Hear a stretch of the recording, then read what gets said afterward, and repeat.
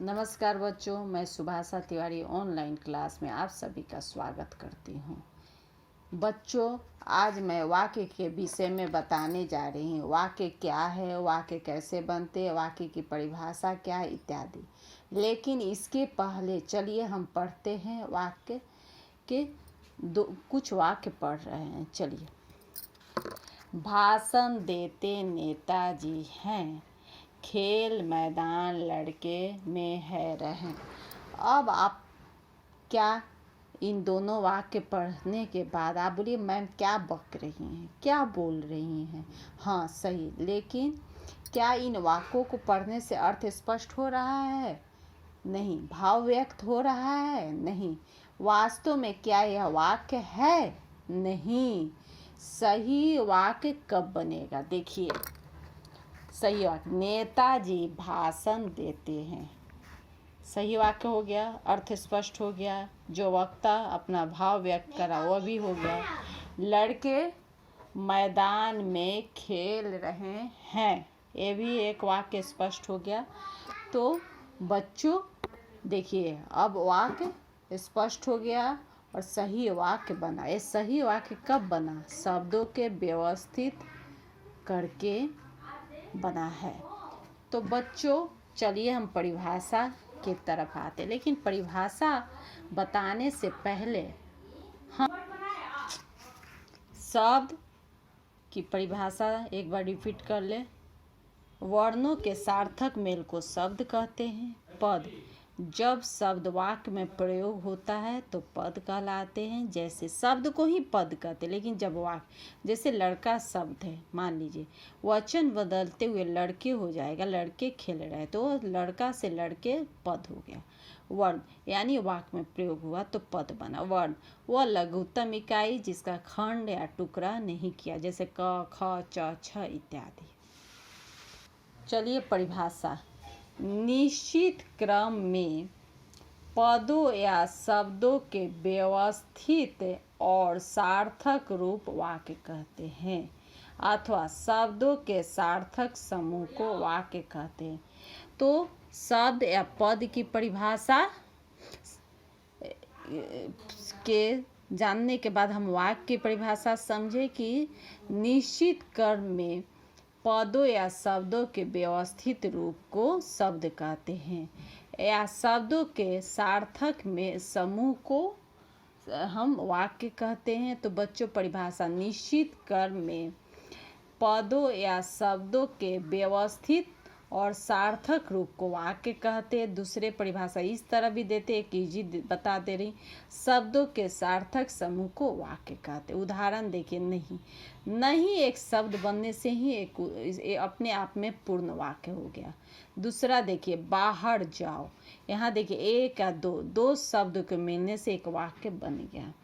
तीसरा देखिए, मैं खाना खा रही हूँ, 1 2 3 4 5, यहाँ 5 शब्द मिलने से एक सार्थक वाक्य बना। तो सब बच्चों वाक्य एक शब्द मिलने से भी बन जाएगा, 2 शब्द भी मिलने से बनेगा, और 2 से अधिक शब्दों के मिलने से भी वाक्य बनेगा। अब वाक्य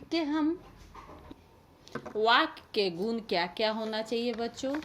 तो पहला वाक्य के गुण होता है, देखिए, एक निश्चित और माने यानी अर्थवान है। वाक्य एक निश्चित अर्थ होना चाहिए। जो वाक्य बोला जाए उसका एक अर्थ हो जिससे समझ में आए, नियमानुसार है, नियम के अनुसार हो, या नियम का अर्थ है व्याकरण के नियम के अनुसार होना चाहिए। जैसे मान लीजिए एक शब्द है, रीता आम खाती है। रीता आम खाता है नहीं होगा, रीता आम खाती, आम खाता होने से अशुद्ध हो जाएगा व्याकरण, क्योंकि लिंग परिवर्तन से ताती हो जाता है, वहाँ नहीं हुआ तो इसलिए नियम के अनुसार होना चाहिए। पूर्णता, वाक्य अपने आप में एक पूर्ण हो जिसका अर्थ मिले। भाव व्यक्ति, जो वक्ता का एक भाव हो वह भी पूर्ण हो। जैसे मान लीजिए मैं नहीं पढ़ूंगा, इससे वक्ता का एक भाव जो है वह भी अभिव्यक्त हो।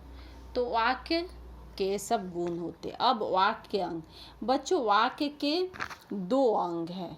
वाक्य के कितने अंग हैं? 2। वाक्य के बच्चों 2 अंग हैं। एक पहला आता है उद्देश्य, जिसे अंग्रेजी में हम सब्जेक्ट कहते हैं, और दूसरा एक वाक्य का अंग है विधेय, जो बाद में बता रही हूँ। उद्देश्य देखिए, सब्जेक्ट जिसको अंग्रेजी में कहते हैं।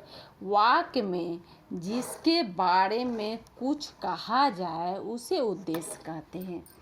वाक्य में जिसके बारे, जैसे मान लीजिए कि रीता किताब पढ़ रही है, तो रीता के विषय में कहा जा रहा है कि किताब पढ़े, तो रीता उद्देश्य हो गया। इसी तरह देखिए ये उद्देश्य में क्या क्या आता है। देखिए इसके अंतर्गत कर्ता तथा कर्ता विस्तार में बताऊंगी मैं नीचे के क्या क्या क्या होता है। विशेषण होगा, संबंध बोधक, अव्यय, भाव बोधक आदि आ जाते। अब देखिए राम खाना खा रहा है, यहाँ कर्ता देखिए राम खाना खा रहा है, तो यहाँ कर्ता क्या हुआ? राम है बच्चों, यह उद्देश्य। दूसरा देखिए छोटा बच्चा, यहाँ देखिए कर्ता विस्तार में विशेषण भी आता है, तो यहाँ देखिए छोटा क्या है बच्चों? विशेषण है। तो छोटा बच्चा कर्ता विस्तार पढ़ रहा है, तो यहाँ विशेषण है छोटा बच्चा बच्चों, देखिए वही विशेषण। तीसरा देखिए दशरथ पुत्र राम, देखिए संबंध बोधक, संबंध बतला रहा है किसका पुत्र? तो दशरथ का पुत्र। राम रावण को तीर से मारा, तो इसमें उद्देश्य क्या है? सॉरी बच्चों, इसमें उद्देश्य क्या है? सब्जेक्ट क्या है? तो दशरथ पुत्र राम। ये क्या है? तो संबंध बोधक, संबंध बोधक। उसके बाद देखिए अरे तुम आ गए, अरे तुम, ये भाव अरे हो रहा तुम, तो अरे तुम क्या हो गया? भाव बोध, यहाँ भाव बोधक। तो हम लोग समझ गए कि उद्देश्य में क्या होता है? कर्ता होता है, कर्ता से संबंधित जो विस्तार होता है वो विस्तार हम लोग विशेषण से भी कर सकते हैं, संबंध बोधक से भी कर सकते हैं, और भाव इत्यादि से कर सकते हैं। तो बच्चों उद्देश्य वाक्य के 2 अंग होते हैं, उद्देश्य और विधेय। तो चलिए बच्चों अब हम विधेय पर। विधेय जिसे अंग्रेजी में क्या कहते हैं? प्रेडिकेट। उद्देश्य के विषय में जो कुछ कहा जाए उसे विधेय कहते। मान लीजिए कि मोहन स्वस्थ है, तो उद्देश्य, मोहन तो उद्देश्य हो गया, स्वस्थ है विधेय है। मोहन के विषय में ही कहा जा रहा है कि स्वस्थ है, तो यह क्या हो गया? विधेय। अब देखिए विधेय के अंतर्गत क्या आता है? इसके अंतर्गत क्रिया, क्रिया विस्तार, कर्म, कर्म विस्तार आदि आता। अब देखिए नीचे के वाक्य से, सीता पढ़ रही है, इसमें पढ़ रही है विधेय क्रिया हुआ। दूसरा देखिए राधिका लिख कर ही उठेगी, क्रिया विस्तार हुआ, इसमें क्या हुआ बच्चों? क्रिया लिख कर ही उठेगी। अब देखिए इसमें लिख कर ही उठेगी क्या हो गया? विधेय हो गया। पढ़ रही है क्या हो गया? विधेय हो गया।